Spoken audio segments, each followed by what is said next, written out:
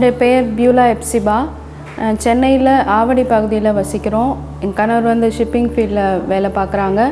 கர்த்தர் எங்களுக்கு கொடுத்துருக்கிற பிள்ளைகள் 2 பேர், ஒரு பொண்ணு ஒரு பையன். ஜூலை மாதம் 2021 நான் செகண்ட் பேபி கன்சீவாக இருக்கிறது வந்து கன்ஃபார்ம் பண்ணோம். அப்போது நார்மலாக ஸ்கேன் எல்லாம் போயிட்டுருக்கும் போது 4வது மாதத்தில் ஒரு ஸ்கேன் ரெகுலராக எடுக்கிற ஸ்கேன் எடுத்துகிட்ருக்கிறப்போ அதில் சொன்னாங்க, டாக்டர் சொன்னாங்க, இந்த மாதிரி குழந்தைக்கு வந்து ஒரு பாதிப்பு இருக்குது, குழந்தையோட மூக்கு எலும்பு வந்து வளரலை, இந்த டைமுக்குள்ளே அது க்ரோ ஆகி இருக்கணும், ஆனால் இன்னும் வளரலை. இருந்தாலும் ஒரு ஸ்க்ரீனிங் ரிப்போர்ட் எடுத்துருவோம்னு சொல்லிட்டு ஸ்க்ரீனிங் ரிப்போர்ட் எடுத்தாங்க. அதில் வந்து பார்த்திங்கன்னா டெஸ்ட்டு வந்து பாசிட்டிவ், இது வந்து ஹை ரிஸ்கில் இருக்குது குழந்தை. இது வந்து இந்த மாதிரி ஹை ரிஸ்கில் இருந்ததுன்னா குழந்தை வந்து குறையாக தான் பிறக்கும், ஒன்றும் மூக்கு இருக்காது, இல்லை வேறு ஏதாவது குறைபாடுகளோடு தான் குழந்தை பிறக்கும் அப்படின்ற மாதிரி எங்களுக்கு சொன்னாங்க. அந்த நேரத்தில் எங்களுக்கு ரொம்ப மன உளைச்சல் ஆகிடுச்சு. ஜெபிக்கலாம் வாங்க நிகழ்ச்சி ரெகுலராக பார்க்குறது உண்டு.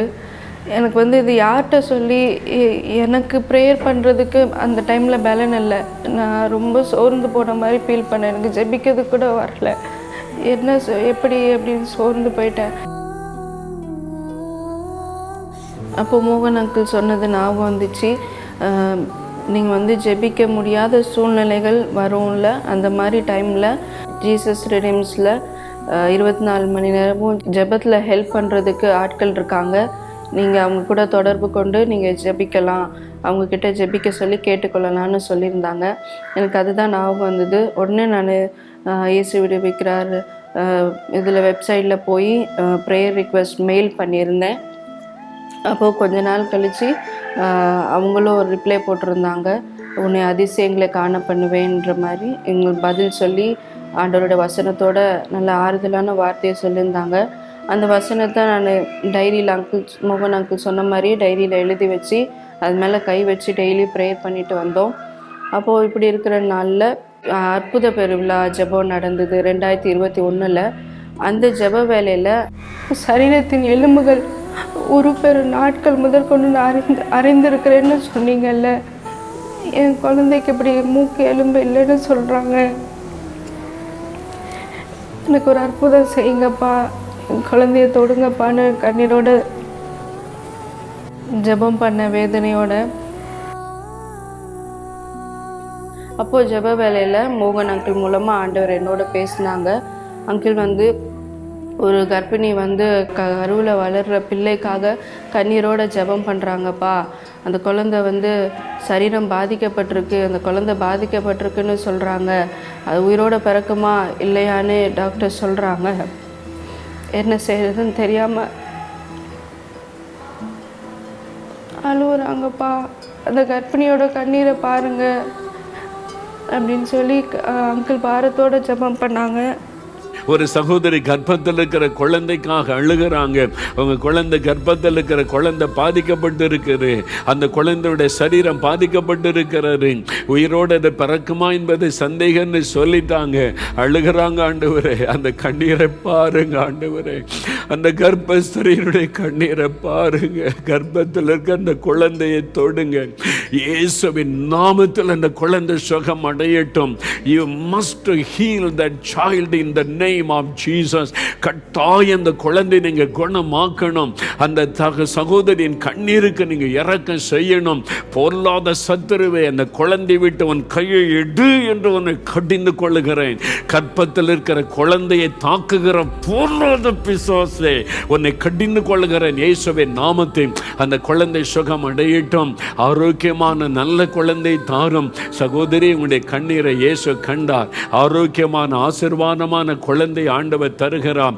நீங்கள் பயப்படுகிறபடி ஒன்று சம்பவிப்பதில்லை. இயேசு வாக்கு கொடுக்கிறார். பயப்படாதுங்க, ஸ்தோத்திரம் பண்ணுங்க. ஆண்டவர் செய்கிறார். பொதுத்தருக்காக உமக்கு நன்றி. நானும் அங்கிளோட சேர்ந்து என் பிள்ளைக்காக வயிற்றில் கை வச்சு ஜெபம் பண்ணேன். விசுவாசத்தோடு காத்திருந்தோம். அடுத்த ஸ்கேன் அண்ட் டெஸ்ட் செய்ய சொல்லியிருந்தாங்க. அதே மாதிரி அந்த 5வது மாதத்தில் மறுபடியும் ஸ்கேன் பண்ணி பார்க்குறப்போ குழந்தையோட மூக்கு எலும்பு வந்து நல்லா வளர்ந்துருக்குது, எந்த ஒரு பாதிப்பும் இல்லை. ஆனாலும் இன்னொரு வாட்டி ஒரு ஸ்க்ரீனிங் டெஸ்ட்டும் எடுக்கணும். அது எப்படின்னா, கர்ப்பத்தில் உள்ளே இருக்க தண்ணியிலேருந்து அந்த டெஸ்ட் எடுக்கணும். உள்ளே நீடில் விட்டு அந்த தண்ணி எடுத்து அதில் டெஸ்ட் பண்ணி வேறு ஏதாவது குறைபாடுகள் இருக்கா அப்படின்னு கன்ஃபார்ம் பண்ணணும் அப்படின்னு சொன்னாங்க.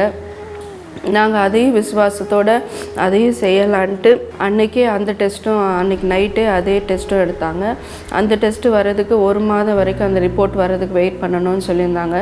அதை வெயிட் பண்ணுற டைமில் நாங்கள் இன்னும் ஊக்கமாக ஆண்டவர் எங்களுக்கு அற்புதம் செய்யணும், பிள்ளையை தொடணும்னு தொடர்ந்து பாரத்தோடு ஜெபம் பண்ணிகிட்டே இருந்தோம். அதே மாதிரி 6வது மாதத்தில் அந்த ரிப்போர்ட் வந்தப்போ அதில் நேசல் போன் சீன் அப்படின்னு சொன்ன மூக்கு எலும்பு வளர்ந்துருக்கு. அதே போல் இன்னொரு ரிப்போர்ட் 2 வாரம் கழித்து வரும்னு சொன்னாங்க. அந்த 2 வாரம் கழித்து வந்த ரிப்போர்ட்லேயும் எந்த குறைபாடும் இல்லை, எல்லாம் நார்மல் அப்படின்னு சொன்ன டாக்டர்ஸ் ஆச்சரியப்பட்டாங்க. 4வது மாதத்தில் என்னென்ன குறைபாடு இருக்குது, என்னென்ன பாதிப்பு இருக்குதுன்னு சொன்னாங்களோ அது எதுவுமே இந்த 6வது மாத ரிப்போர்ட்டில் இல்லை. எல்லாமே நார்மலாக இருக்குதுன்னு டாக்டர் சொன்னாங்க. அதே மாதிரி ஏப்ரல் மாதம் 2022 ஆண்டில் ஆசீர்வாதமான நாங்கள் கேட்டுக்கொண்டபடியே ஆரோக்கியமான அழகான ஆண் குழந்தை ஆண்டவர் கொடுத்தாரு. மூக்கெலும்பெல்லாம் அவங்க ஃபேஸ்லேயே இப்போ மூக்கு தான் ரொம்ப அழகாக இருக்குது. ஆண்டவருடைய வல்லம் அதில் வெளிப்பட்டனால இன்னும் அழகாக இருக்குது.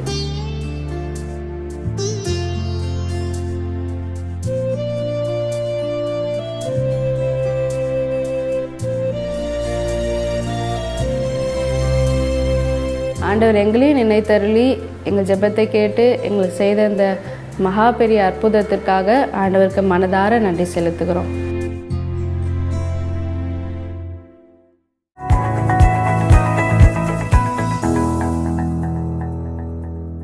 பிரியமானவர்களே, இயேசு கிறிஸ்துவின் இனிதான நாமத்தில் உங்களுக்கு எங்களுடைய அன்பின் வாழ்த்துக்கள். சந்தோஷமாக இருக்கிறீங்களா?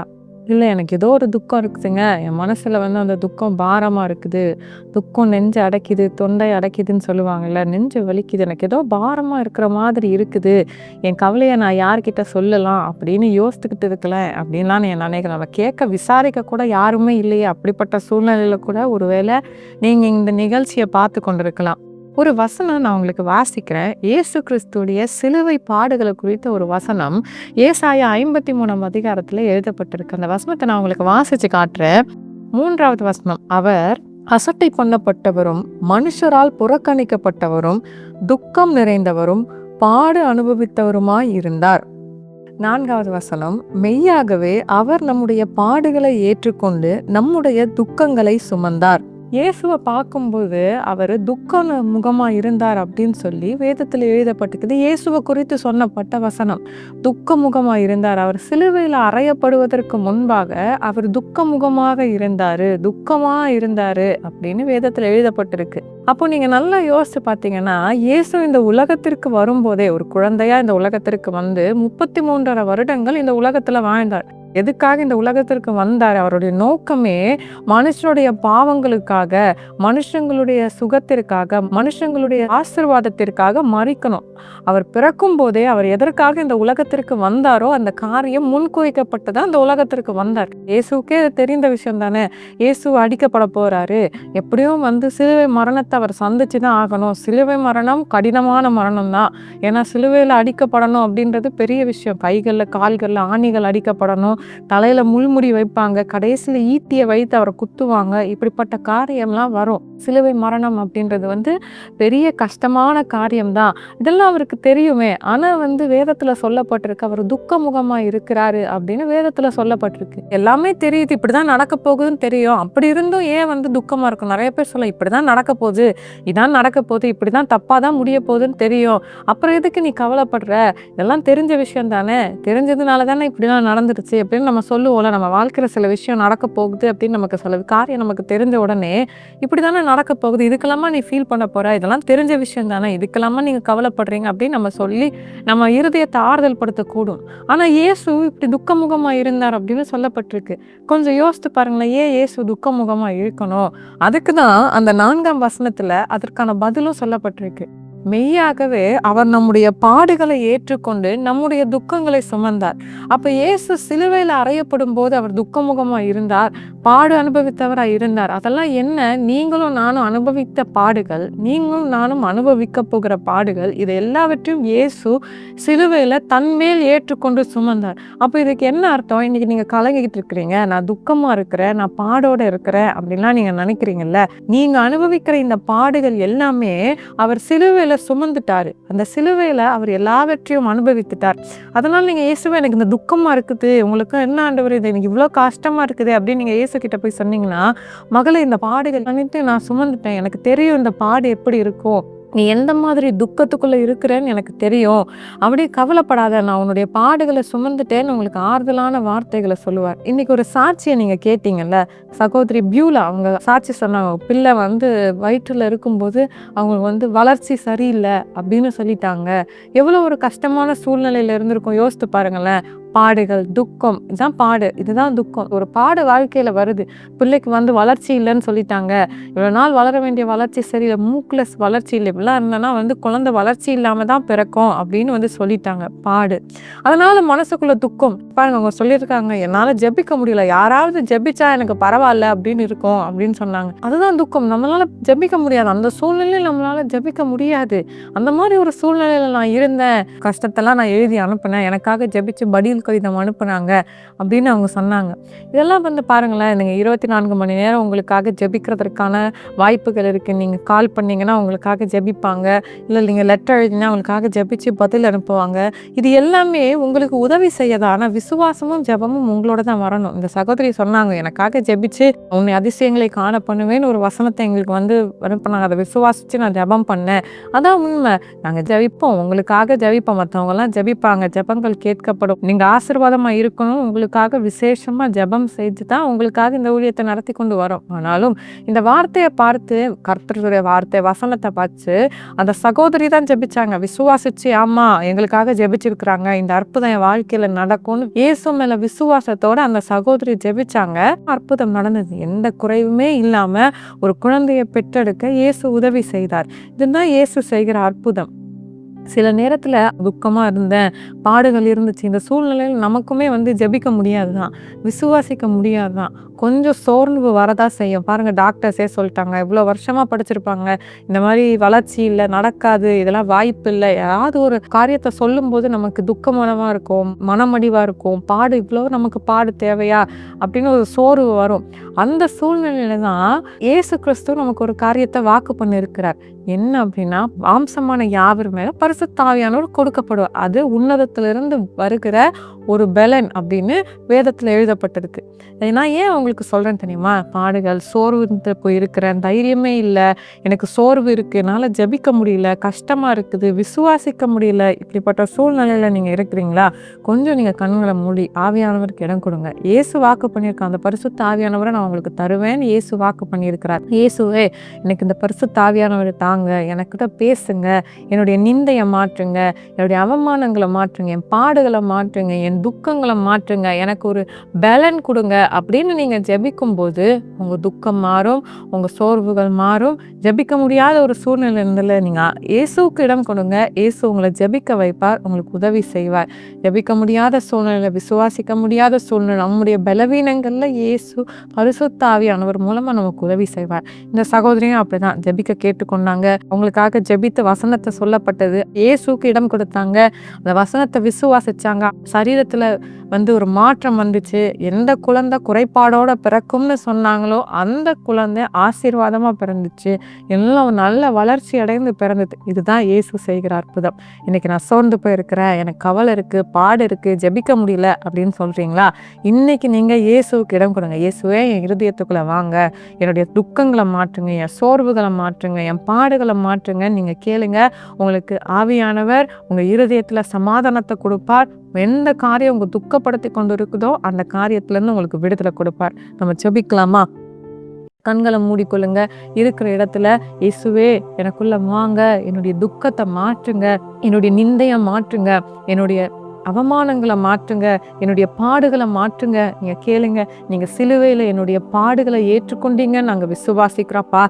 தகப்பனே, இந்த பிள்ளைகள் ஜெபிக்கிறாங்க ஆண்டவரே, இந்த பிள்ளைகளுடைய பாடுகள், துக்கங்கள் எல்லாவற்றையும் நீங்க சிலுவையில சுமந்திருக்கிறீங்கப்பா. அதை நாங்கள் விசுவாசிக்கிறோம். அந்த விசுவாசத்தினால நாங்கள் ஜெபிக்கிறோம்ப்பா. இந்த நேரத்துல பரிசுத்த ஆவியானவர் ஜெபிக்கிற ஒவ்வொரு பிள்ளைகளும் மேலேயும் ஆண்டவரே அசைவாடுங்க. இயேசுவே, இந்த பிள்ளைகளுடைய இருதயத்துல நீங்க கிரியை செய்யுங்கப்பா. இந்த பிள்ளைகளோட ஒரு சமாதானத்தை கொடுங்க. எந்த காரியம் அவங்கள துக்கப்படுத்தி கொண்டு இருக்குதோ, எந்த பாடம் அவங்கள இருதயத்தை கடினப்படுத்தி கொண்டு இருக்குதோ, அந்த காரியத்திலிருந்து அந்த பிள்ளைகளுக்கு ஆண்டவரே ஒரு விடுதலை கொடுங்கப்பா. ஒரு சமாதானத்தை நீங்க அருளுங்க. அந்த இறுக்கத்துல இருந்து, அந்த பாடுகள்ல இருந்து ஒரு விடுதலை கொடுக்கறதற்காக ஸ்தோத்திரமப்பா. விசேஷமா சரீரத்துல பாடுகள் உள்ள பிள்ளைகளுக்காக நாங்க ஜெபிக்கிறோம். பலவீனத்துல இருக்கிற பிள்ளைகளுக்காக நாங்க ஜெபிக்கிறோம். ஜெபிக்கிற இந்த நேரத்துல ஆண்டவரே நீங்க அற்புதம் செய்யுங்க. அந்த பிள்ளைகளுடைய சரீரத்துல காணப்படுகிற எல்லா பாதிப்புகளும் பலவீனங்களும் இயேசுவின் நாமத்தினால விலகுவதாக. இயேசுவே, நீங்க அற்புதம் செய்கிறதற்காக ஸ்தோத்திரம்.